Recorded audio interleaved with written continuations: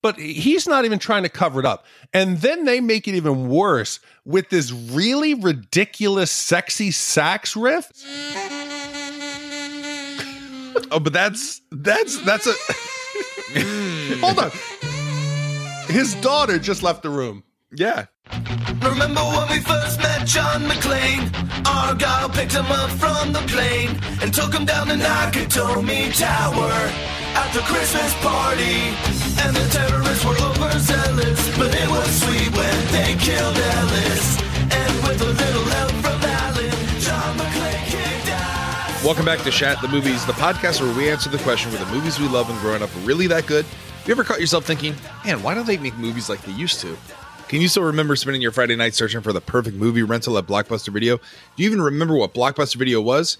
If you answered yes and this is the podcast for you, I'm one of your 3 co-hosts, Roger Roper, and alongside me are my 2 co-hosts, Big D, Dick Ebert. Good morning. And Gene, I'm too old for this shit, Lyons. Roger, you're being an asshole. And each week we take a look back in time and decide if our favorite films still hold up. Each week the audience selects from 6 movie choices that we then break out our race car VHS tape rewinders and watch the movie that tallied the highest number of votes at the end of the podcast. The 3 of us will provide you, the audience, with a number of wipes each movie would take to get off your respective butts. So thank you so much for listening. If you have not already, hit that subscribe button and share with a friend. It's how we help the podcast grow. You can also check out our sister podcast, Shat on TV, where we review television series such as Westworld, Taboo, American Gods, Game of Thrones, True Detective, and Watchmen. Westworld coming back March 15th. Start your rewatch now. That being said, Big D, it's 2020. Mm-hmm. And we are, we're almost through January.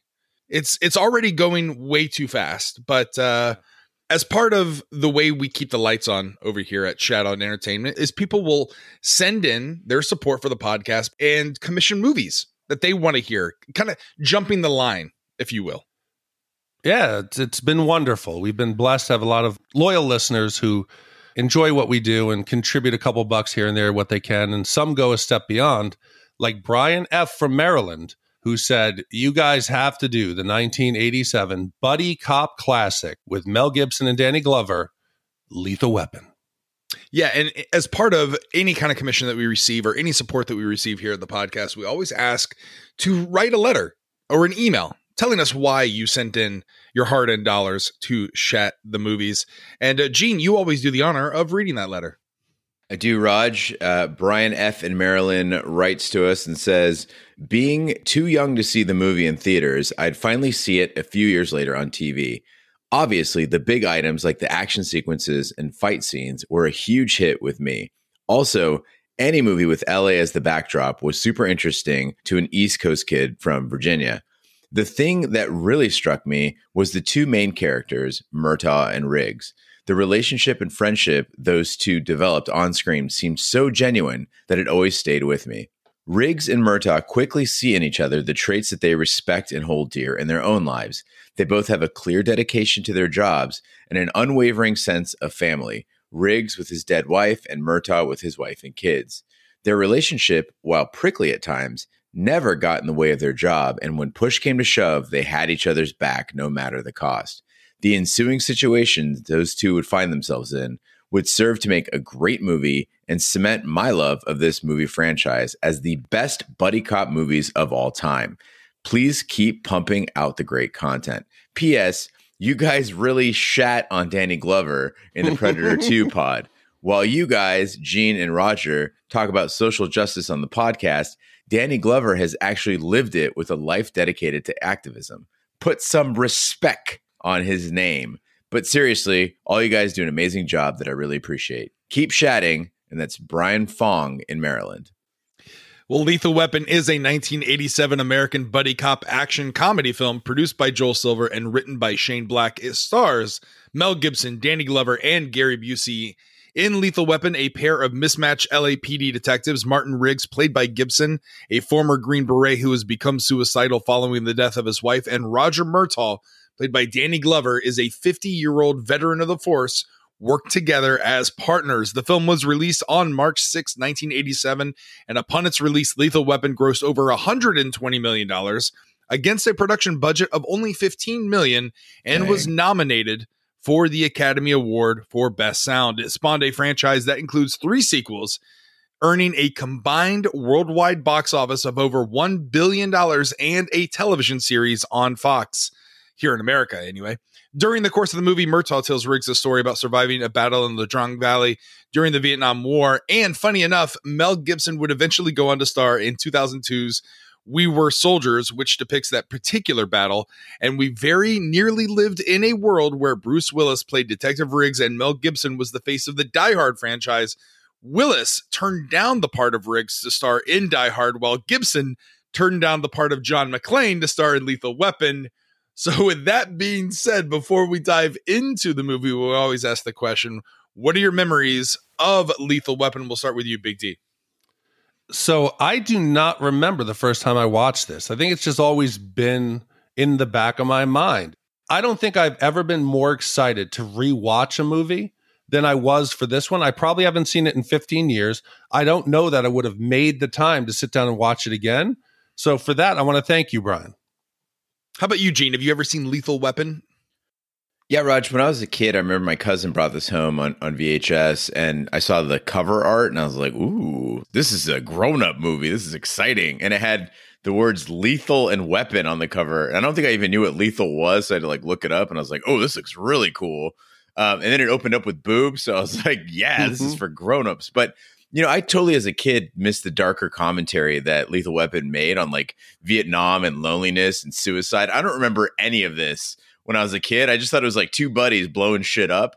It kind of reminded me of like Rambo First Blood, where you think of it as like an action movie. But when you go back and watch it as an adult, you're like, holy shit, this movie's about Vietnam. It's like sad and dramatic. It's not all fun and games. Yeah, I too, like you guys, Lethal Weapon has been in my life since I was a young Rooper watching R-rated movies via HBO during my lonesome summers at my grandparents' house in Ormond Beach, where TV was my only playmate. I was a fan of the Lethal Weapon series. I was excited when Lethal Weapon 2, Lethal Weapon 3, and Lethal Weapon 4 came out, but I hadn't seen the original in its entirety without the made-for-cable censorship in a while. So when, like you said, the boobs come, I'm like, oh, I don't remember these. Oh, I don't remember the little kids in the neighborhood cursing back at Roger. This is a fun movie. This is enjoyable. Or the bare-ass Mel Gibson. Yeah. Oh, I remember that. Ooh, tight ass. With that being said, Big D, play the trailer. He's a criminal's worst nightmare. A cop who enjoys the danger. No guns, no jiu-jitsu, just bring him down. Do you really want to jump? Well, then that's fine with me. Come on. Wait, what do you mean? Wait a minute. What the... He was ready to retire. Now, he's gonna wish he had. Gun! Raj, meet your new partner. New partner? Too old for this. If these guys can just stand each other. What you got in there? 4-inch Smith? A lot of old timers carry those. The bad guys don't stand a chance. Don't kill anybody. Don't tell anybody. I'm too old for this. Are you as good as you say you are? Nobody can touch me. Suppose we better register you as a lethal weapon. You ever met anybody you didn't kill? Well, I haven't killed you yet.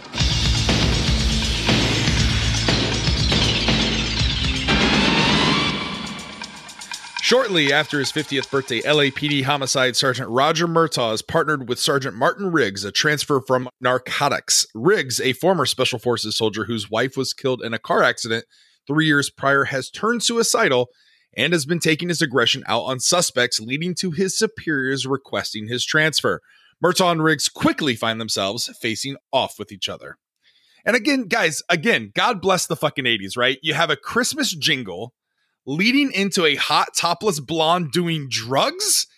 People talk about how great of a holiday movie Die Hard is. This is the new Christmas movie we should be fetishizing. We should be making ornaments of and putting on the top of our tree, because there's nothing more 80s than you have a hot blonde doing some barbiturates, crawling up on a 26-story tower and then just jumping off onto a 1980s box car.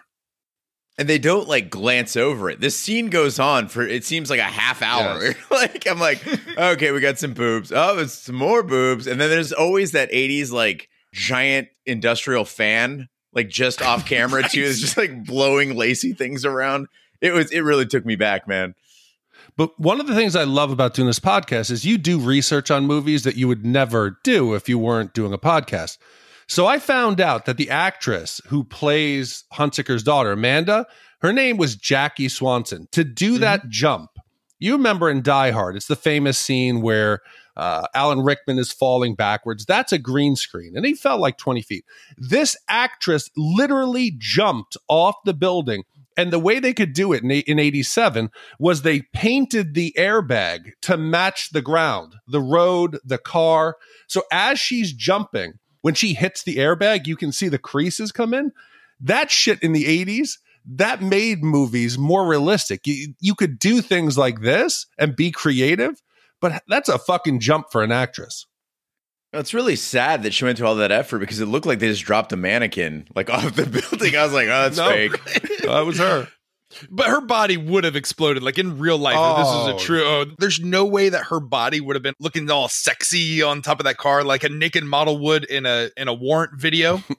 No. From the 80s, you know, with all the nightie kind of tastefully draped over, the one nipple exposed, her legs crossed all ladylike as to, you know, as to be available for like a Playboy pictorial versus a Hustler one. No, and I didn't mind the exposed breast and that she was still in one piece. But the piece of nudity that I'm so glad we did not get, what the fuck was up with that family bath? Murtaugh, for some reason, I don't know why you're taking a bath before a work day. It seems like maybe you were going to take a bath or be relaxing after a long day.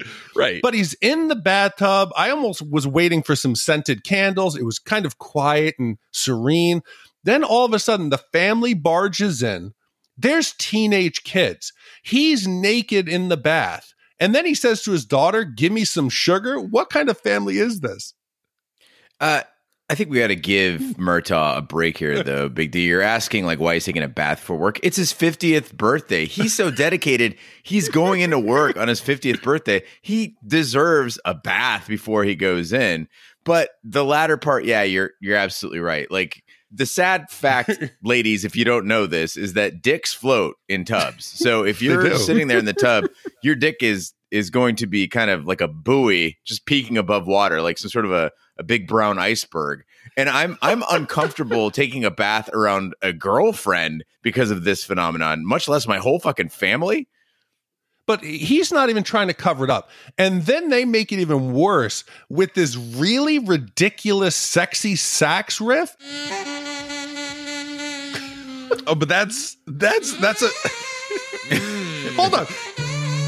His daughter just left the room. yeah.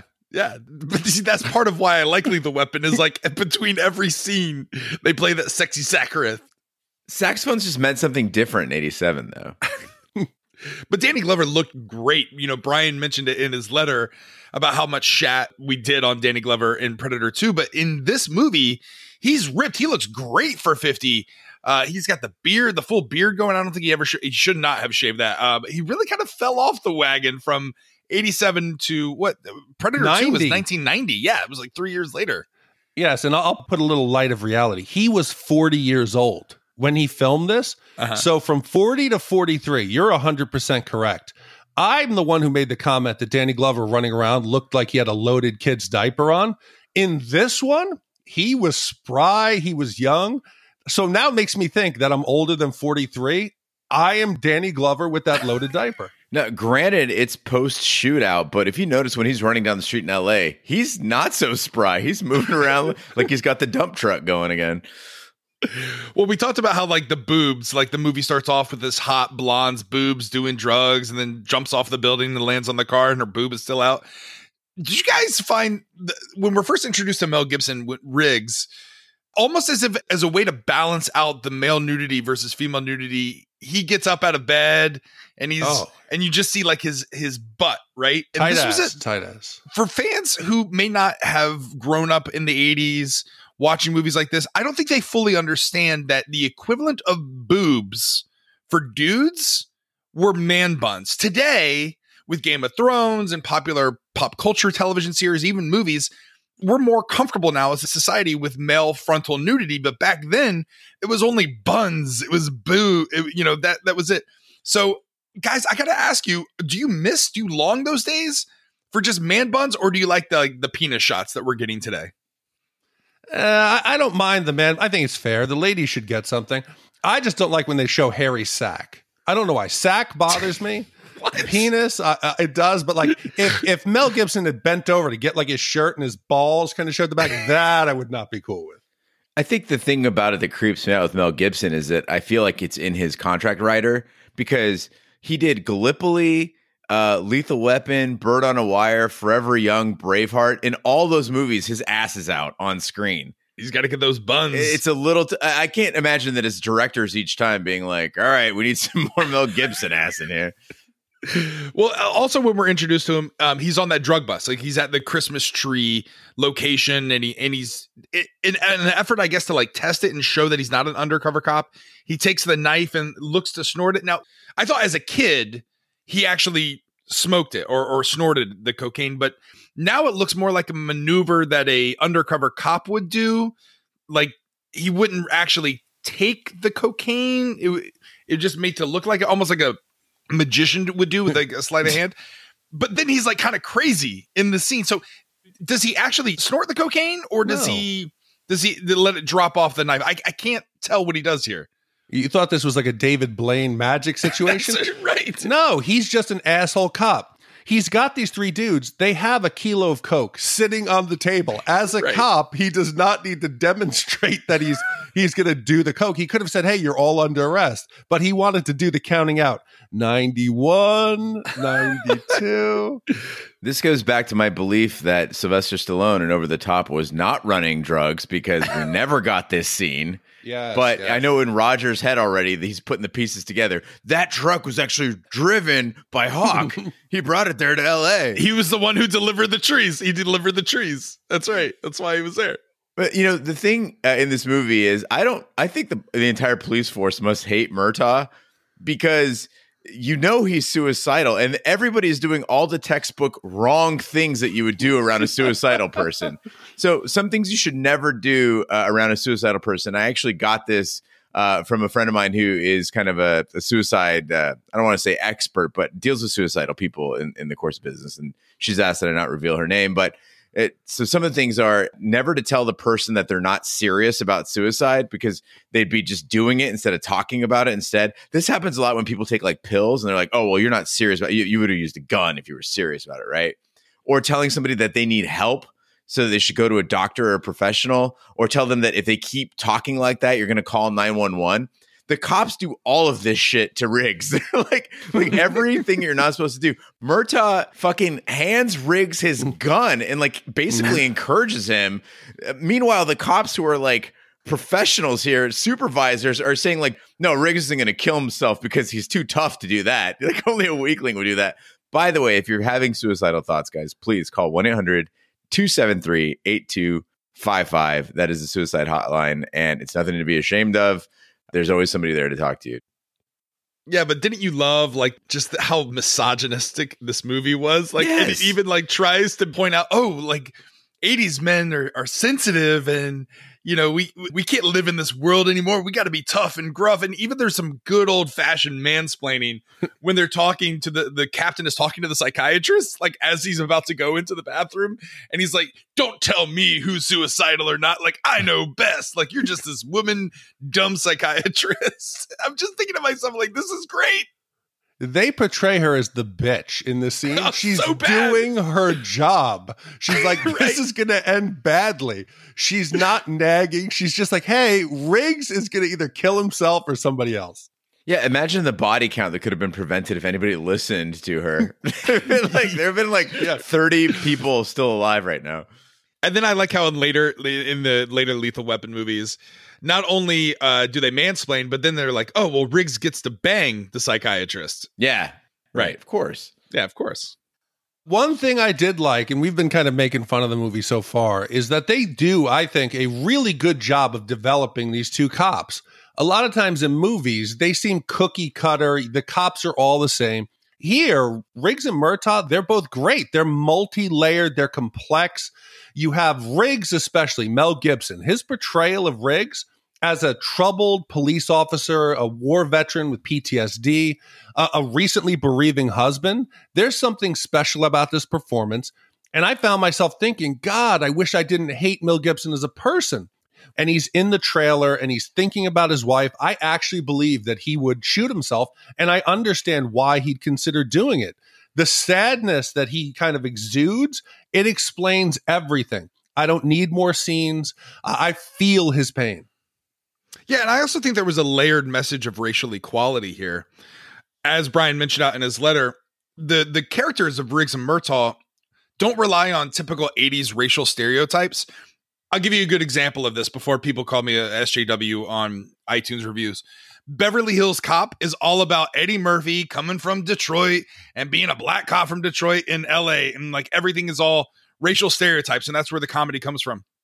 In this one, there's none of that. They're just two cops, right?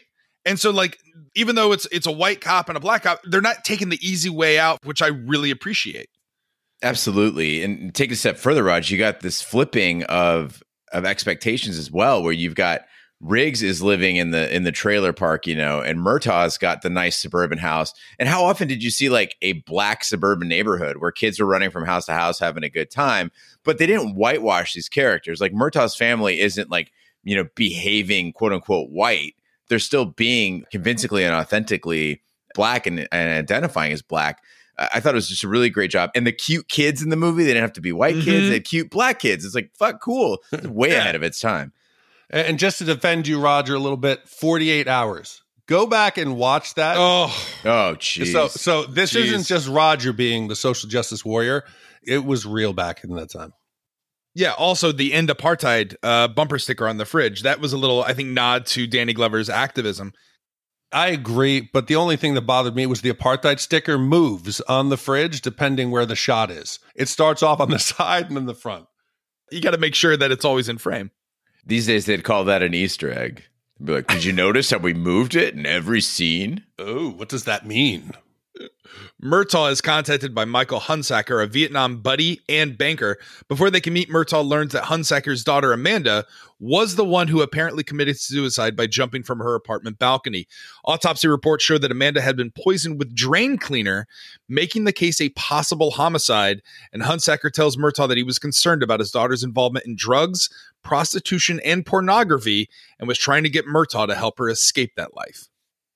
One thing that became apparent to me at this point in the movie is that several of these characters have been touched by Vietnam. It is, in a sense, a post-Vietnam movie. And I didn't realize when I was a kid that all of the adult characters in the movies who were in their 30s, basically, were teenagers during Vietnam. And we were a nation in the 80s that was living in the shadow of a terrible war that scarred an entire generation. And movies were being made about it. It always seemed to be a subplot that popped up over and over again. And kind of like we were talking about before, Roger, I don't think that today's movies do enough to explore the impact of, say, Afghanistan or Iraq on adults in America. Or maybe it's just the fact that we've been able to shift the burden of war to such a small group of people and not draft anymore that we could just kind of tuck them away and hide it. Yeah, I think that's the issue at hand here. And listen, every society, it's not just America, has its own propaganda, right? And while many conservatives may hate Hollywood, Hollywood's right in bed with the government in terms of pushing out movies that glorify versus showcase more horrors of war versus, making us all stand up and clap for everyone and putting people on pedestals that go and make sacrifices. I'm not saying that we shouldn't recognize the sacrifice that people are doing, but all the pomp and circumstance really glorifies the fact that we can pay for endless wars, but not for our own infrastructure here in America, which kind of sucks. And listen, everybody out there who's like, I support veterans. I love it. I stand up at the football game and America love the military. Hey, guess what? That doesn't fucking help us as ex-veterans. I still go to the VA for medical treatment. You should see the people there. If you truly love veterans, do something beyond fucking sticking an American flag on the back of your car. Volunteer. Go help. Go help these guys out. Because guess what? You might have forgotten them. Hey, war's over. We won. Kicked ass. These dudes are fucked up. Volunteer and help. Yeah. And a lot of veterans struggle or cope with that utilizing illicit drugs. And I had to remember, I had to go back to my DARE education as a child. You were a child graduate of the DARE program, right, Gene? Oh yeah, I've got the t-shirt and everything. Big D, did you experience Nancy Reagan's DARE program? Okay. So did you know what barbiturates were? Do you remember barbiturates from your training, from your education, Gene? Oh, it's like my training. No, yeah. Your training. Yeah, no, yeah. Well, also like I was obsessed with mods growing up. So like I'd watch like Quadrophenia on repeat, and like Quaaludes and barbiturates are very, very popular in the mod scene. So I did not partake in barbiturates, but I was very familiar with a lot of my friends who were on them. Yeah, well, for those who don't know what a barbiturate is, because I thought that she was taking coke, and then we're introduced to this idea of that she was actually taking barbiturates that were cut with drain cleaner. Well, barbiturates are typically used in the treatment of anxiety, epilepsy, or to induce sleep and used as anesthetics. Some street names for barbiturates, and this is where I'm like, oh yeah, I remember barbiturates. Downers, Blue Heavens, Purple Hearts, Goofballs, Nimbies, Yellow Jackets, and according to the Behind the Bastards podcast episode, these were a favorite of Bill Cosby when he was drugging his ladies to get them to sleep. Like this was a way for him to relax his ladies before he took advantage of them. I do want to take a moment to talk about how silly this barbiturate being cut with drain cleaner is as a plot point. These guys have no problem just shooting people on the street. And yet for this one woman, they're like, all right, here's how we're going to do it. We're going to laser barbiturates with drain cleaner, as opposed to having a helicopter like fly up to the apartment and just machine gun her down. There's a scene in this movie where Murtaugh, his family has gone to bed. He's going down. He's opening some gifts, some cards. And in this gift package that he's provided, it's some evidence, and it's of Michael, his buddy, his Vietnam buddy, who I imagine they saw some shit down there in the Da Nang Valley together. And it's a videotape of Amanda's and her friends all naked on screen. Could you watch your buddy's daughter like porn tape? Like, is that something you could do, knowing that like, hey, this is my buddy, I grew up with her, I was maybe, Uncle Big D, and now I'm seeing this porn video of my 18-year-old like other daughter? Could you watch that? As long as I didn't watch her grow up as a child. If it was like, if I found out that Jean had an adult daughter, I didn't watch her grow up, I'd be okay. I'd get the videotape. Jeez. I'd get myself a nice drink. I'd go into the living room. I'd put on my 1980s, TV glasses, and I could sit down and watch. The King Bee once discovered some online porn of a lady who lived down the street who we both knew. And I affectionately referred to her as shovel face, but he didn't like that term. But anyway, I will say that porn involving a person or like have seen around town is way cooler. Like I was like, why is this so engaging? And she was in a play pool with milk, which normally would disgust me, but I'm like, holy shit, it's shovel face. I was so into it. Interesting. So maybe not someone's daughter, but you're saying like someone that you knew, like like Gene, like if you came across like Big D's sex tape, would you watch that? Fuck yeah, it'd be great. Oh yeah, absolutely. Well, wait, is it with Vanessa or somebody else? Oh, it's probably like a young Big D. Yeah, like, I'd watch like that. A pre-Vanessa, yeah. I don't think I could watch it if it was with his wife. Like that would be too awkward. Like if we ever got dinner together or something, I'd be like, it's weird. Yeah, I mean, like Roger, when I was recovering that hard drive of yours, I didn't stop at one of your dick pics. I had to go through and make sure, see what else was in there. So all right. Did you find the one where it was just floating awkwardly in a tub? No, he was trying to use angles and perspective. So they were shot from below, a little higher, from the side. He was trying to present it in the most majestic possible way. I just can't believe he was shooting it on the Ellis Island ferry. That's creepy, dude. Well, he got for perspective, I had the Statue of Liberty in the background. Murtaugh and Riggs attempt to question Amanda's pimp, but find a drug lab on the premises, leading to a shootout. Riggs kills the pimp and saves Murtaugh. Riggs notes that the only witness to Amanda's apparent suicide was Dixie, another prostitute who was working away from her normal streets. They attempt to question Dixie at her home, but the building explodes as they approach it, and Riggs finds parts of a mercury switch from the bomb debris, indicating a professional had set the bomb. Murtaugh suspects Hudsacker is not telling the full picture. So I used to think movies like The Last Boy Scout, oh, these are good on-screen duos. They hold nothing compared to Riggs and Murtaugh. This interplay between these two, it's for me, it's my favorite part of the movie and why it lasted for 4 films. I think they're tons of fun to watch, whether they're just driving around the car, debating whether Riggs can smoke, if they're sitting on the boat in Murtaugh's driveway having a beer, or they're questioning a child witness. Their chemistry, it's amazing. It's so rare in films today. And when they're sitting there, and it's a little subtle jabs that for me are realistic, because guys bust each other's balls in little subtle passive-aggressive ways. When they're interviewing those kids, Reggie, I think is the kid's name, or Randall, whatever it was. And the kid says, "Do you kill people?" And then, of course, Murtaugh comes back with, "No, if some guy's trying to hurt someone, I'll try to shoot him in the leg." And the camera pans to Riggs. Those little fucking times where people bust each other's balls, to me, it's what guys do. The only complaint I have about it, though, is, yeah, they have great chemistry. And I understand that these are characters. They should be true to what the character is, how they were written. It doesn't mean I have to like those characters. And this movie is ugly in its obsession with everything macho. Like, as we mentioned before, suicide, that's weak. And military kill counts are cool. And then the homophobia is fucking rampant. Riggs calls Murtaugh a fag. And then he's also, like, when they're in the shooting range, he's like grossed out by the idea of lesbians. And then this macho streak extends to there's literally 2 guys comparing their guns. They're walking to their car in the garage, and Murtaugh is like, "What's that, 9mm? That's heavy shit." And at the risk of falling prey to machismo myself, a 9mm, my friends, is not heavy shit. My everyday concealed carry is a 9mm. That is not what I'm using to defend my house. When I bring out the big guns, it's the 357 or the 40 or a shotgun. Oh. A 9, that's baby shit. Wow, you describing all your weapons sounds very macho. Oh, that's not all of them, baby. Didn't talk about the SKS, the AK. But Murtaugh, I started to question, because, again, I didn't remember everything about the movie.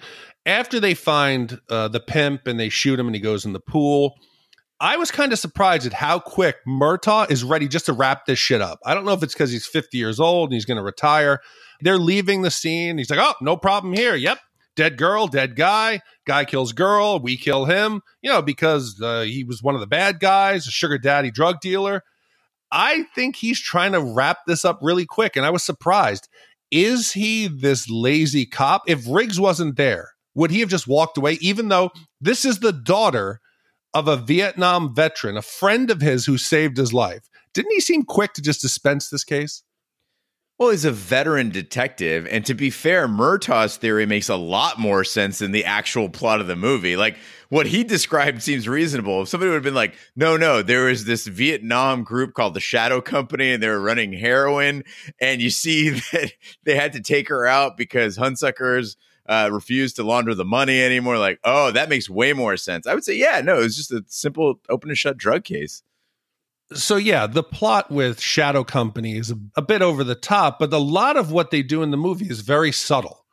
We find out that Riggs's wife had died in a car accident. In most movies, they'd be like, "Oh, it was a drug dealer who killed her, and Riggs is out for justice."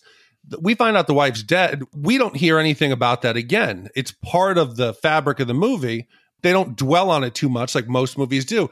And that goes for Riggs's ability as well. In other movies, right away, they're going to show, "I'm the badass. This is what I can do. Look at me. I'm deadly." And they reveal Riggs's tactical ability to his new partner really slow. And the gun range for me is one of the shining moments of the movie where Murtaugh's out there, the 50-year-old, with his little 4-inch 6 revolver, and he's cocking back his shoulder and he's looking all hot shit. And he puts the one right through the guy's head. And Riggs just says, "Step aside." And he's humming the whole time, and he pushes the target back.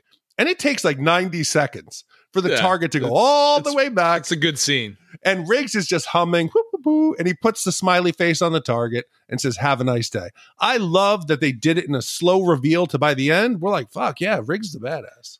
You like that way of proving Riggs' proficiency versus Gary Busey showing how badass he is by having a lighter just on his arm.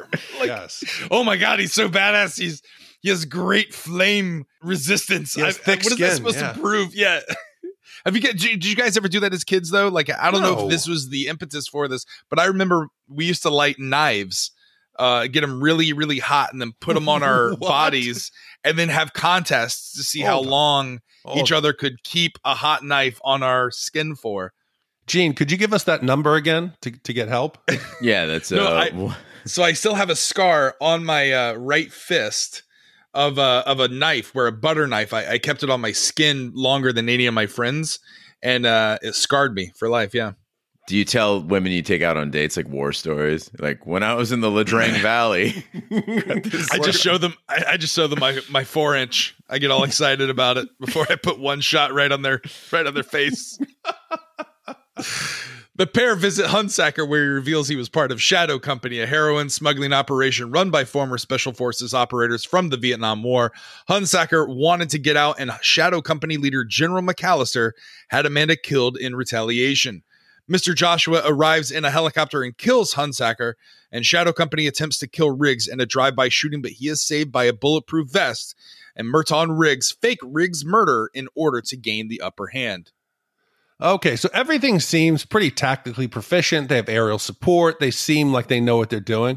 But why the hell is the whole time that the Shadow Company team is discussing their heroin smuggling and Hunsaker's assassination over an open radio? They're not even using code names.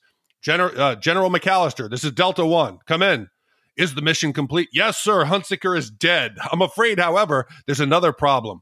The police. Hunsaker spoke to them. And the general says, let's turn up the heat. And I do appreciate this. They don't dilly-dally. They don't wait. They don't do anything else. They fucking turn up the heat the next minute, the next scene, maybe an hour later. Riggs is shot and they go after Roger's family. You know who needs to turn up the heat is the fucking LAPD. At this point in the movie, Riggs has been in a shootout in a tree lot. He pulled a jumper off a fucking building. He put a gun in his own mouth. Then they have a fucking shootout at Amanda's pimp's house where they handcuff like women to a tree. And then Dixie gets blown up in her own house. And there's a fucking helicopter attack that kills Hunsaker. At no point is the LAPD like, hey, maybe you guys come off the street for a little bit. Let's have a little investigation. Maybe have a psychological evaluation. Nobody's looking into any of these incidents because they all have one thing in common. Actually, two things in common. But where's the paperwork? Every other movie, they're like, we got to go back and fill out paperwork. But I kept getting all the damn Lethal Weapons mixed up. You talk about everything that went on in this scene right alone. And that could have been 3 movies. All the Lethal Weapons to me in my head were starting to get mixed up because the cast and the crew is pretty much the same throughout the whole franchise. I kept constantly thinking like, oh, okay, wait. When is the guy going to come into Roger's house and he's going to kill him with the nail gun? When does the house slide off the side of the hill and explode? Where's Joe Pesci? I kept getting it screwed up in my head. Yeah, and I kept waiting for like Rene Russo to show up as the psychiatrist and have, you know, them start a relationship. But there's none. Rene Russo's not even in this movie. Joe Pesci's not even in this movie. I knew Chris Rock wouldn't be in this movie, but like, where's Jet Li? I thought Jet Li was going to fight at the end. You know, despite all this criticism, like the movie is very strong. It is very entertaining. And the interplay between Riggs and Murtaugh is fantastic. But there is one point in this movie where they could have hit a home run. And I think they kind of whiffed on it. And that's with Riggs' fake death. It doesn't really pay off that much. I mean, it's a minor plot point. But they really could have done a lot more if they would have just let us think that he was dead. You know, they spoiled the twist. How much more fun would it be if we thought Riggs was dead? We see him get shot. The scene closes. Yes. You know, Murtaugh's slinking around like a sad man. He goes out into the desert for the meat, and you think all is lost, and then fucking gunshots start ringing out. And you're like, oh shit, it's Riggs on the ridge, you know? And it reminded me of like the Commissioner Gordon twist. Yeah. Spoiler alert. In The Dark Knight, where you're like, oh shit, he's back. Like, yeah, you know. And so I think that there was a bit of a miss there. I don't understand why you would let us know that, because it even felt lame. It's like, now we've got the upper hand because they think you're dead. I'm like, how? How does that help at all? And they knew just the one cop that they would call to verify that he was dead. They knew that one guy. Exactly. Yeah. Well, Shadow Company later kidnaps Murtaugh's daughter, Rianne. Murtaugh and Riggs plan a rescue, but are caught, and the duo is tortured. However, Riggs manages to overpower the captors, free Murtaugh and Rianne, and they escape to find themselves in a busy nightclub used as a front for Shadow Company. With their cover blown, McAllister and Joshua attempt to escape separately. Joshua manages to get away, but McAllister's driver is shot by Murtaugh, causing the general's car to hit a bus, and McAllister is killed when a fire causes hand grenades in the car to detonate. I can't help but feel that Shadow Company needs a better planner. Like, I don't think this general is very good at strategy, because you're a special forces unit that runs heroin. So you think you'd be very good at covert shit like kidnappings and ransom and prisoner swaps. They are terrible at all of these things. Yeah, well, I mean, think about it. They don't have a good name, right? There's no one working in their marketing department to come up with a better name than Shadow Company. Hey, what do you guys do? We're in the shadows. Let's just call ourselves the Shadow Company. Hey, what methods are we going to use to make sure that people are tough enough to join Shadow Company? I don't know. Let's hold a lighter under their arm for 30 seconds and see if they don't blink.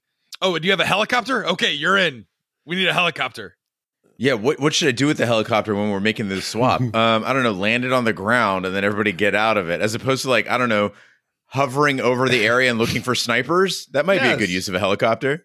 Yeah, for aerial support, I totally agree with you. And Gene, if Riggs and Murtaugh's day of paperwork and their busy day wasn't busy enough, we're going to mix in a club shooting and a shooting out in the street. So the military always teaches you to be responsible for what direction you point your weapon. And it's basic gun safety. You have to follow the mindset. Identify the target and what's behind it. Never point a weapon at anything you don't intend to shoot. Riggs, he's spraying around the corner in the club. This club is packed. He shoots what looks like a bouncer in the club just because he questioned him. He might not have been Shadow Company. He might have just been a bouncer at the club and you shot him in the heart. I wonder how many innocent people that would have been killed in this. Yeah, Riggs also never seems to have a good plan of attack. Like in that first shootout in the tree lot, as you mentioned, Big D, there's a million ways to resolve this situation with an arrest. You've got support. They know, you know the area. Why are you escalating the situation? You want to see crazy? You think I'm crazy? Slapping people around and pulling your gun out at them? Like, it's insane. He's constantly escalating the situation, basically forcing a massacre everywhere he goes. And when he's not busy shooting, he's whipping out his handgun inside the police precinct. You know, I think the movie made it look like Murtaugh was overreacting. That is not a normal behavior. Cops don't just take their gun out in the middle of the precinct, especially when they're in street clothes. Well, that's what I love about 80s movies. They just didn't care about the body count. Yeah, dude, it's a fucking bloodbath all around Southern California. And I don't know if anybody else caught this. Rianne's boyfriend, so Murtaugh's daughter's boyfriend, he was murdered and left on a lawn. And there's so many dead bodies that nobody even cares about. There's no scene where they like check out the murder scene or recover his body. Or, I don't know, talk to your daughter about the fact that the boy she adores was slaughtered right in front of her. Like, she's just fine at the end of the movie. Ha ha, Merry Christmas. I was expecting when they returned to Murtaugh's home that the police would be there because the murder happened in the neighborhood. The police would show up and they'd be like, who was the boyfriend with? Oh, it was with Rianne. Who's her father? Oh, a detective. Let's investigate. There's none of that. But one of my favorite parts here is we get into, you said in the description, is I didn't know it was a grenade that exploded in the car with the general. I thought it was just the gas tank because Hollywood likes to do that. You didn't notice all 4 grenades in the foreground of the shot? I did. He literally looks at the pile of grenades. I think he even says, oh no, grenades. But I was expecting more that I think the gasoline would burn off, then these grenades would cook off that quick. But I like the little details that they put in, as much that they gloss over stuff. When the general's car blows up, you can see there's a mist in the air. It looks like smoke. No, that's heroin that's spread out around the area. And Riggs actually tells Murtaugh, don't breathe this shit, or you're going to see pink elephants. So everyone around that area would be high as a kite. And the death that the general gets, I think it's justified. He gets a good death. But burning alive in a car, what do you think's worse? Getting burned alive in a car or drowning in the pool cover? Which one would you rather die with? I think burning. Well, the burning would be worse, but exploding would be best. So if it was a grenade explosion, that would be my first choice. And then and then drowning, and then burning would be the last one. No, but it's you're burning and then you explode, or drowning in the pool cover. Yeah, I'd rather drown. I think drowning, there's like from what I understand, the people who have like been resuscitated after like a swimming incident or something like that, they say there's a sense of euphoria that comes into when you just kind of let the water envelop your lungs and your kind of brain shuts off. So I think drowning is more peaceful than burning because you actually hear it. But then there are people who say, and I think scientists, at some point your body turns off its receptors for pain when you're burning. But it's not like immediate. Like you definitely feel immense pain at first, and then your body just kind of passes out. The general probably should have started grabbing handfuls of heroin and just shoving them in his mouth. Oh yeah, totally. Absolutely. But then they get to like the torture. Like, I don't know, like, would you guys rather die or like be tortured in the manner that Riggs and Murtaugh are? I mean, it depends if it's real torture or the torture that we see in Lethal Weapon, because this movie has no problem killing people off by like the dozens, but it shies away from any sort of graphic torture. When we see Riggs strung up, I'm like, oh God, they're going to do some really bad shit to him. Like this is, because he's special forces. They got to really push him to the limit, and it's going to get horrific. But no, nobody loses a body part. Nobody gets sodomized or waterboarded or suffocated. I think Riggs gets, I don't know, what is that, like electro-mopped? Like they have like some sort of a mop connected to a car battery, and they just it was a loofah. Rub it on his incredibly lean body, and that's how they torture him. And then I'm like, this is ridiculous. Then they shift over to Murtaugh. Like, what are they doing to him? They're rubbing salt in his wounds? Ooh, diabolical. What those were like sea sponges. I think they use them like in Green Mile. They wet them and put them underneath when you're going to electrocute someone. It ensures conduction. But they could have done this real easy. And it's fucked up as a father. All you had to do was take his daughter, Rianne, out there and start to rape her or threaten to. I think that's what they were doing. If Joshua had pulled out his dick, Murtaugh's given it up. I'm sorry. He's a tough cop, but when somebody's about to rape your daughter, you're going to tell them everything. Yeah, if a Busey dick is involved, you don't even need the rape. He's like, I'm going to take it out. Like, no, I'll tell you everything you want to know. I just imagine like Gary Busey pulls out his penis, and then like one of the henchmen come over and just light it on fire like with a little lighter underneath it. It just holds it, and then just Gary Busey just like for 30 seconds on screen, showing how tough he is as a guy. Joshua, go take that to the doctor. I haven't looked at that. Yeah, I haven't looked at. Yeah, but like, Gene, could you escape the clutches of this chin torture using Krav Maga? Because that's what he kind of uses, right? He uses some MMA tactics. So what they got horribly wrong was that they didn't attach his legs to anything. So they had him attached to like a meat hook or something on the top, and then his legs were bound together but free to swing. That's just stupid. That's bad kidnapping. That's terrible kidnapping. I don't even think you need Krav for that. You've basically got a garrote between your ankles that you could just use. Yeah, and again, I apologize. I thought I remember a part where he escapes because he dislocates his shoulder. Does he do that here? Lethal Weapon 2. That's in Lethal Weapon 2? Ah, yes, God damn it. Yes. Because I'm like, wait a minute. I didn't see him dislocate his shoulder. Maybe I missed it because I was doing my notes. No, but that just points to the fact that Mel Gibson is the most memorable part of all these movies. And I really do think this movie is lost without Mel Gibson. The scene where Murtaugh's daughter has been kidnapped is a disaster outside of Mel Gibson. Danny Glover is terrible. The wife is terrible. Everyone is overacting in this scene. And Gibson, who is being charged with playing the crazy guy and also like the most emotionally believable guy.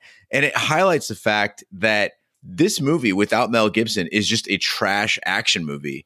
You've got one thing going for it that makes everything click, and that's his talent from both a physical standpoint, from a relational standpoint with other characters. Everything centers around him. And, like we talked about, if this had been Bruce Willis, I don't know if it would have been the movie series that we eventually got. Yeah, you need him in those scenes because, again, Big D, you talked about how you see Riggs' proficiency kind of build and you kind of understand who he is. And this whole rescue scene with Rianne, being a military strategist like you are, is this the right plan? Like, do you put a military sniper up away? Do you bring a smoke grenade? Do you tell Rianne to get into the limo and try and drive away? Like, is this the way you want to execute if Emma gets kidnapped and Gene and I have to assist you? What kind of plan are you enacting? Okay, so Gene will show up with his arsenal of weapons. You'll show up with a hot knife, and we'll take him down. Is that what you're saying? But no, okay, I like the aerial support. I like the plan, but I would have expected that Shadow Company would have had people watching the meeting place. So they would have seen Riggs running around without a ghillie suit in this open salt bed. But the fact that this whole group of mercenaries is like, I got one grenade. I'll kill all of us who are spread out like 50 feet apart. No, that would have injured a bunch of people, but it wouldn't have killed them all. For me, what I would have done, and my wife and I have this agreement, if we're ever in a situation where, say we're in a burning building and I get trapped and she has Emma, she leaves. Leave me.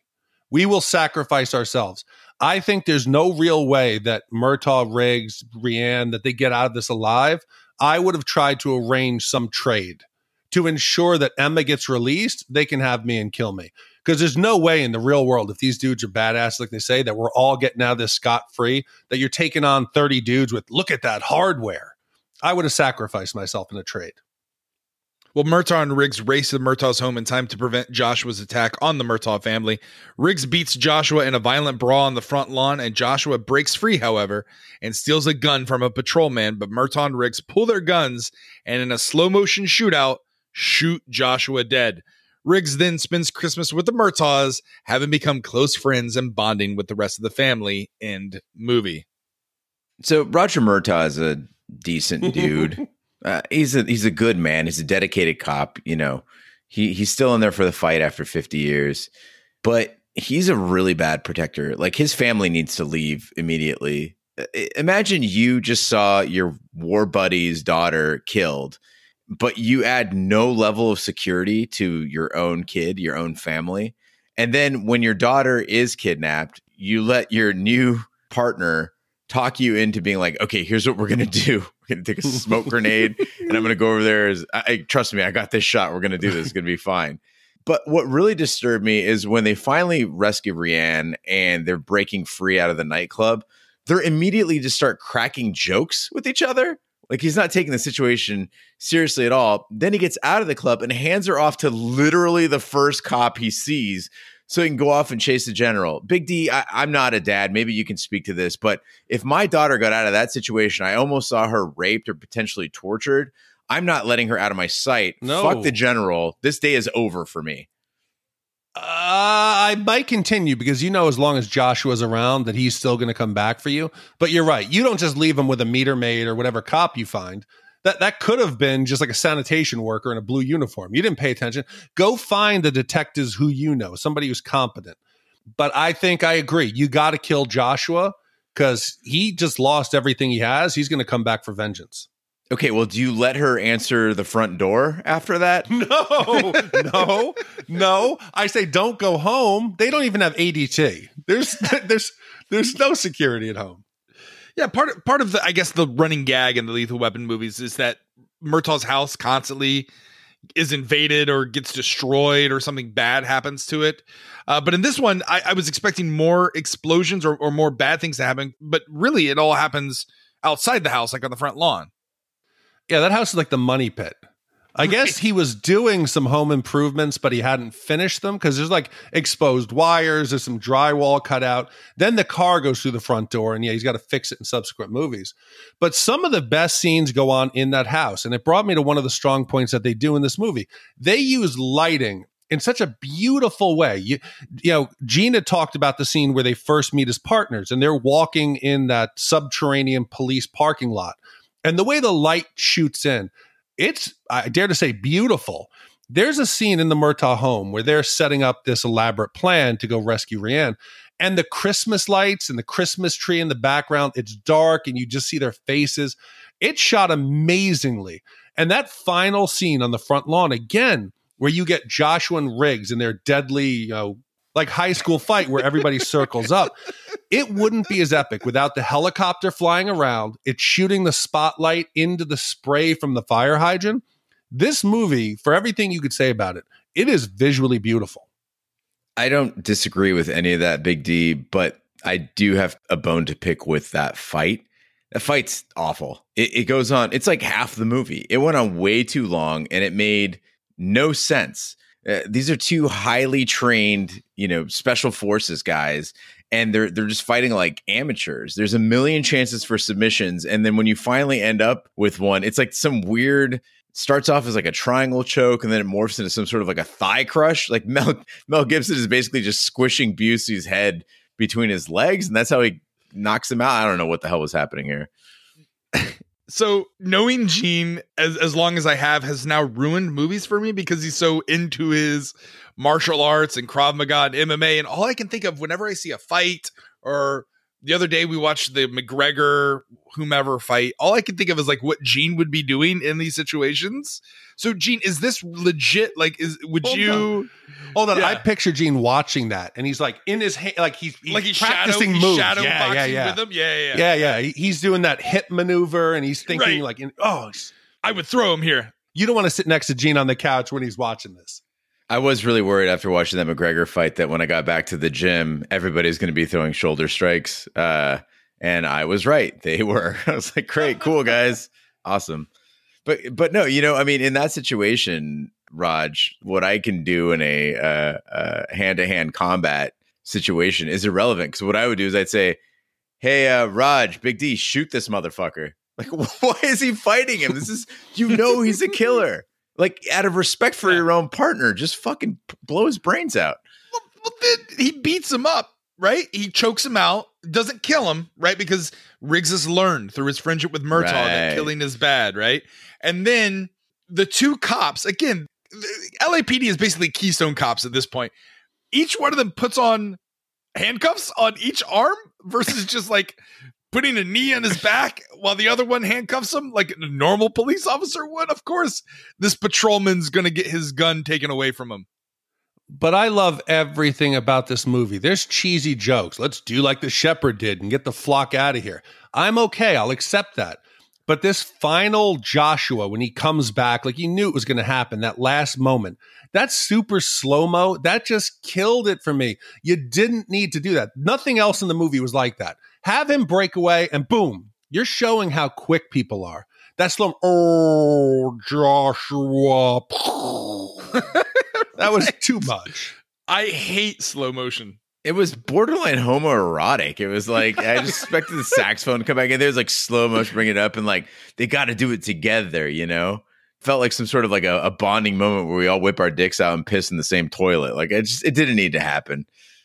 Yeah, I mean, listen, the 80s movies love slow motion, especially in stuff like this. I know we've talked about this before. I can't remember, but I'm so glad we've moved away from slow motion.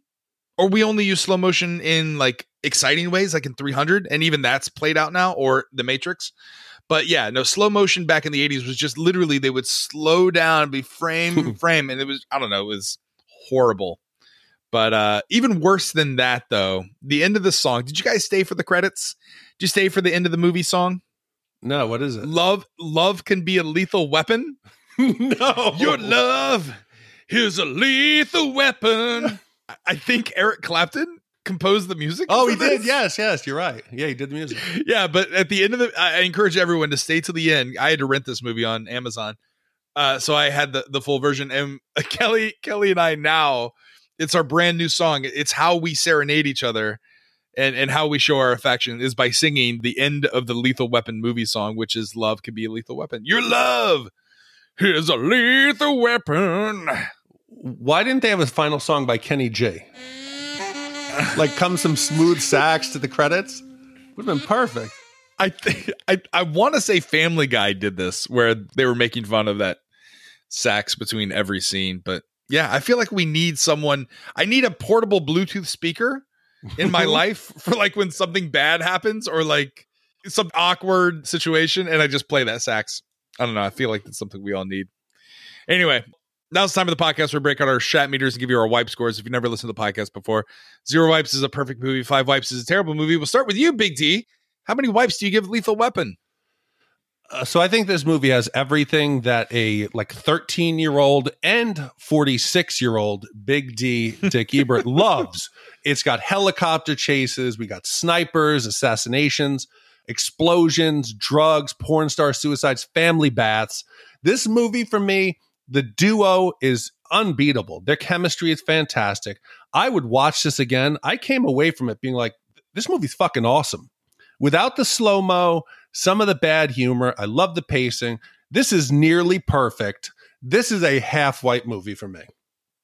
How about you, Gene? Are you in the camp with Big D? Do you like Lethal Weapon this much? I believe it's above average, but I don't think it's that good. Mel Gibson and Danny Glover do have undeniable charm as a duo. And the opening is strong. Like, they have themes of war's impact on veterans. But this movie has something mean and ignorant at its core that kind of taints the fun of it. All the women in this movie are victims. All the guys are trying to outman each other. There's rampant homophobia. There's scandalization of sex workers. And the violence, like, isn't particularly fun. Think about like a John Wick movie. It's fun to watch. This isn't really that fun to watch. I would take Schwarzenegger over this any day. When we watch Schwarzenegger movies, there's a good heart, there's a good core to it, and they don't really take it out on anybody. Like, even when we think about like Conan the Barbarian, yeah, like there's basically forced sex in Conan the Barbarian, but he's a barbarian. Like, that's it's the role, right? It's not saying this is right. It's saying there was a brutal time in which this happened. This is the 80s. It shouldn't be like this. So for me, I do acknowledge this is a above average movie. I don't regret watching it. I would watch it again. It's 2 wipes for me. Yeah. I kind of tend to agree with you, Gene. While this movie does have really good chemistry and leads into the sequels, which I think improve over time. I think 4 kind of goes off the rail, but I think Lethal Weapon 2, I think, is the best one, if I'm not mistaken. It was fun to see Mel Gibson, though, struggle to cover up his Australian accent throughout the entire movie. I thought that was enjoyable. And again, I long for the days of practical effects and 80s style action. It's definitely a time capsule for late 80s action while also breaking ground in its progressive messaging, which is you can have a white dude and a black dude come together and solve whatever the plot of the movie is without reducing it to stereotypes. And I thought that was, and still have it be fun and exciting and funny and charming and enjoyable. And for that, I like the authenticity of the characters, and the Shane Black script, I think, kind of highlights the strength in that. So for that, it's not the best movie. It doesn't hold up for some things that we've pointed out here, but it's definitely way above an average movie, although I don't think it's as good as Die Hard. I think it's 1.5 wipes, so just slightly better than your score. So if we were to add up half a wipe, 2 wipes, and 1.5 and divide by 3, that gives you our overall Shat score, which is what, Gene? Raj, that gives Lethal Weapon an average Shat score of 1.3 wipes repeating. And Big D, if we were to compare that against all the movies we've done here at Shat the Movies, where does that rank Lethal Weapon in the pantheon of Shat? Okay, so I want to start off by acknowledging something. I've been giving the rankings kind of fucked up in the last 3 years, okay? So I realized that, say we had 10 movies, and the movie ranking put it in the number 5 spot in that ranking of 10 movies. Sure. That, I would say, hey, it was number 5. That never took into account if we had 2 tied for number 1, 2 tied for number 3. You know what I mean? Sure. So the numbers I was giving was where it fell in all of them. I have gone back now and fixed it, so it is showing now the true ranking of where it's it is. It's about time. Yeah, so we have to go back and redo 143 episodes. Yes, that's correct. So with a wipe score of 1.33 repeating, Lethal Weapon falls in the 35 spot. It is now, let's see. It is now tied in the 35 spot with Last Action Hero, The Matrix, Big Trouble in Little China, The Breakfast Club, and Shawshank Redemption. Yeah. Yeah. I mean, that feels right. Yeah. Yeah. The system works. Well, now it's time where we give our shout outs and tell you what movie we're doing next week. Gene, what's a shout out? Raj, a shout out is our way of saying thank you for visiting our website, shatthemovies.com, where you can find past episodes, vote for future episodes, and help support the podcast throughout the site by clicking on those select links. You can also go straight to get a shout out by going to shatthemovies.com/shout out. You put your name in the box. We read it on the air, and we have a ton of them this week. This week's shout outs go out to Zoe and Frankie Corndietz. Very angry Frenchman, angry at the Ronin review. Step your game up, guys. I thought you were meant to be SJWs. I think this is a reference to your accents, Raj. Oh, okay. TJ, just the tip for a second, Larson. The Bev Show in Tasmania, Australia. R.I.P. Neil Peart, greatest drummer ever. Walter Sobchak from The Big Lebowski. Jake Pinker. Edward Norton. P.S. Do American History X or I will stop listening. That comes from Edward Norton at management.com. Charles Big Dick Biggs. My pubic hair is starting to recede. Any tips, Gene or Roger? I feel like this has happened to you guys. Like it's receding. I think that's a good thing. Like you don't want a lot of pubic hair. Yeah, I'd be grateful. Like if you're going bald on your balls, I'd be happy about this. In fact, what I want is I want to reverse. I want my balls to go bald and and the pubic hair to go to my head.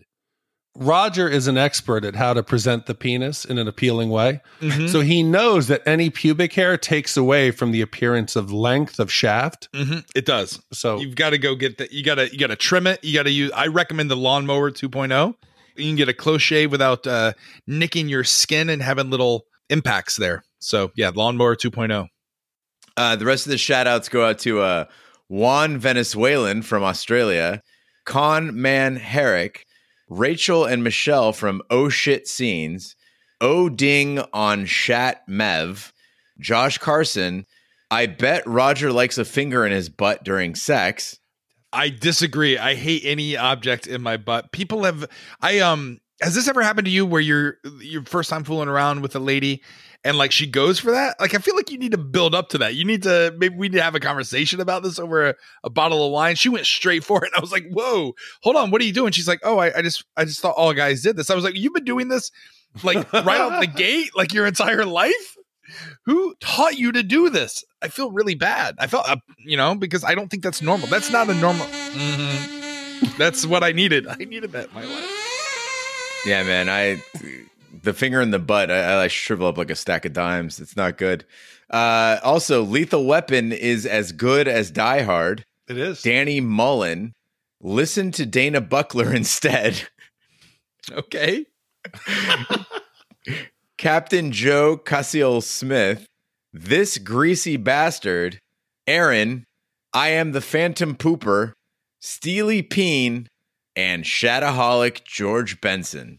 Thanks, everybody, for your shout-outs and for listening to the podcast. Again, if you'd like to hear your name on the podcast, just go to shatthemovies.com/shout-out, and we will get you on the air. Also, if you want to buy that lawnmower manscaper, you can go to shatthemovies.com/Amazon, purchase through our Amazon link, and we'll get a few pennies out of it. So get those balls clean, boys.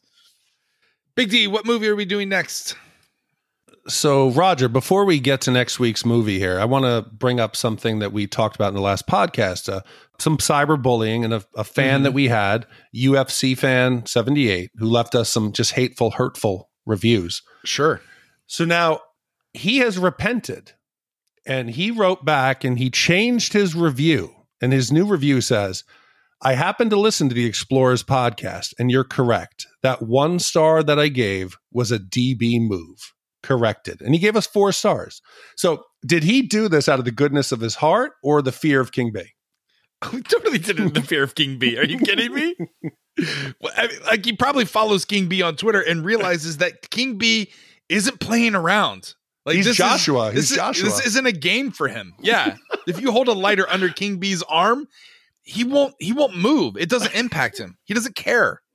Yeah, I once saw him lose a toenail and he didn't even realize it had come off. That might be diabetes or it might be the fact that he's really tough. But the King B guys recently, I think, has found love. He's mellowed out so much. He met a special lady and he's been so nice. My sister commented on his jewelry Instagram and he actually messaged me and was like, hey, your sister liked this ring. I'm gonna make one for her free of charge just because you're such a good friend. I was like, what the fuck? Who are you?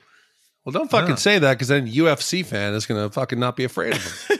Or he's going to start demanding jewelry. Yeah. Big D, what movie are we doing next? When Elizabeth comes to stay with her overbearing mother after her husband leaves her for a younger woman, she rediscovers her wacky imaginary childhood friend, Drop Dead Fred. Spoiler alert. Drop Dead Fred and Elizabeth have a number of mischievous and sometimes malicious adventures as Elizabeth struggles to regain her sense of self and Independence. It came out in 1991, and this was commissioned by our longtime listener, Jillian. Yeah. I think she goes by Gillian. Gillian, not Jillian. But yeah, I hate this movie. I have made it through 15 minutes of this movie in my life, and each time I can never make it through. I've never seen it. This is a fan favorite of Carrie, right? Carrie really liked this back in the day. Yeah. Yeah, I tried to induce her to out of retirement, and she took a hard pass. she said no, even for Right Said Fred. Well, whatever. Right said Fred. Maybe that's where you went wrong, Big D. You called up and said, "Hey, we're reviewing Right Said Fred. You interested?" No, what was the one that I'm too sexy? Yeah, Right Said Fred. Shirt. Right Said Fred. All right. So maybe I've never seen this movie. I've just watched music videos from the 80s. Well, thank you so much, Bryan Fong in Maryland, for commissioning Lethal Weapon. That concludes this episode. Thank you so much for listening. Be sure to follow us on social media, share with a friend. We're everywhere, including Twitter, Snapchat, and Instagram. Just follow @ShatTheMovies. You can also find us on Facebook, our website, where you can find all of our commission information and past links to episodes, or links to past episodes, is shatthemovies.com. You can email us your suggestions, or if you just want to connect with us, at hosts@shatthemovies.com. You can also find us on our other podcast, which we do. We do Shat on TV, where we review television series such as Westworld, Taboo, American Gods, Game of Thrones, True Detective, and Watchmen. You can find all the information on that website, shatontv.com. Now's a good time to go and hit the subscribe for Westworld. We are going to be doing a couple preview episodes that'll probably happen sometime next month. But be on the lookout for that. Do your rewatch. I'm really excited for season 3 because I think it's an expanded universe. We're out of the park and we're going to be seeing some of the world. And I think there's a time jump as well, if I'm not mistaken. Yeah, I've got a prediction that this is going to be the strongest season so far.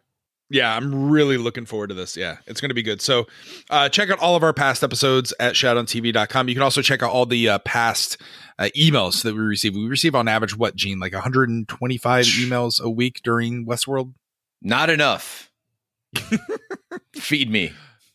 On behalf of my co-host Big D and Gene, I'm too old for this shit, Lions. I'm Roger Roper. Be sure to join us next week for the following movie review. Thank you so much for listening. Take care. Good night and good luck. Honey, why'd you call him Drop Dead Fred? Because that's his name, Daddy. Like many small children, Lizzie had an imaginary playmate. Drop Dead Fred is going to teach me how to cook today. Someone she could talk to. Sugar? Yeah. Someone she could share with. Oh, Grandma Bun! Someone who would never let her down. No more Drop Dead Fred. Period. Now Lizzie is all grown up. To us. And when her perfect life fell apart. Charles, I lost my money, my car, my husband. She didn't get mad. Drop Dead Fred. She got Fred. Stop face! What, who dropped dead? Drop Dead Fred is this imaginary friend that I had as a child, and he's back. Everybody has strange friends, even you must. But all mine are alive. Well, that's not saying much. It's no wonder Charles left you. Haven't got a husband, got a stupid haircut. You see, you just don't know how to make a marriage work. Well, let's get Charles back then. I'll help you.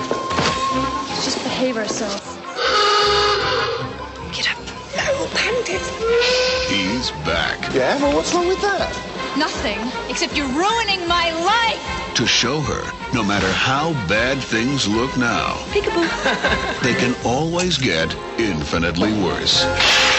Drop Dead Fred was way out of control. Have I got him? You're dead, little man. There's nobody there. It's because he's invisible. Idiot! I don't want an imaginary friend anymore. Right, that's it. I hate you. Ow! Goodbye forever. Drop Dead Fred. What does that taste like? Every child should have one, especially when she grows up.